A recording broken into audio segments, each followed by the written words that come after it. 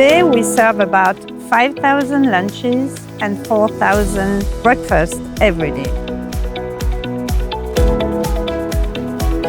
I'm with Brigade, which is a network of over 70 chefs nationwide supporting institutions like schools to enhance their food programs. We are implementing some more scratch cooking dishes for the students, moving away from processed and frozen ingredients and focusing more on fresh ingredients and more nutritious meals for the kids here at San Mateo-Foster City. Our journey towards scratch cooking started 3 years ago. The first year was really to understand how we are going to implement these new processes.